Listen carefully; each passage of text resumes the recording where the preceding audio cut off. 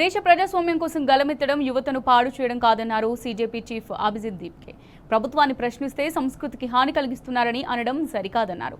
విద్యార్థులు ఉగ్రవాదులు కాదని దేశ భవిష్యత్ అని పేర్కొన్నారు దీప్కే. నిరసనలో పాల్గొన్న విద్యార్థులపై కేసులను ఎత్తియాలని డిమాండ్ చేశారు. వేధింపులు ఇలాగే కొనసాగితే యువతే ప్రభుత్వాన్ని మారుస్తుందని హెచ్చరించారు. అవసరమైతే మళ్లీ ఆందోళనలకు దిగుతామని తేల్చి చెప్పారు. अगर देश के डेमोक्रेसी की लड़ना जनरेशन खराब करना है, अगर सरकार से सवाल करना क्या कौन सा वर्ड है वो खराब कर रहे हैं संस्कृति। अगर डेमोक्रेसी के लिए लड़ना संस्कृति खराब करना है, अगर सरकार से सवाल करना संस्कृति को खराब करना है, अगर अपने फ्यूचर के लिए लड़ना संस्कृति को खराब करना है, और अगर अपनी पढ़ाई के लिए लड़ना संस्कृति को खराब करना है, तो हम संस्कृति खराब कर रहे हैं।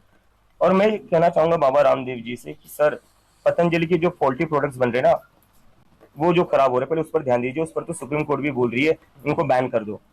वो जो आपकी खराब प्रोडक्ट्स है, पहले उस पर ध्यान दीजिए आप। సీజేపీ ఆందోళనల పిలుపుతో ఢిల్లీ పోలీసులు అప్రమత్తమయ్యారు. విద్యార్థులను ఇబ్బందులకు గురిచేస్తే మరో ఉద్యమానికి దిగాల్సి వస్తుందని సీజేపీ హెచ్చరికలతో జంతర్ మంతర్ వద్ద భద్రతను కట్టుదిట్టం చేశారు. ఎలాంటి అవాంఛనీయ ఘటనలు చోటు చేసుకోకుండా భారీగా పారామిలిటరీ బలగాలను మోహరించారు. మరోవైపు కేంద్రం ఇచ్చిన హామీలను నిలబెట్టుకోవడం లేదని ఆరోపిస్తున్నారు సీజేపీ ప్రతినిధులు. నిరసనకారులపై పెట్టిన ఎఫ్ఐఆర్లను వెంటనే ఉపసంహరించుకోవాలని డిమాండ్ చేశారు. లేదంటే మళ్లీ ఆందోళనలు తప్పవన్నారు.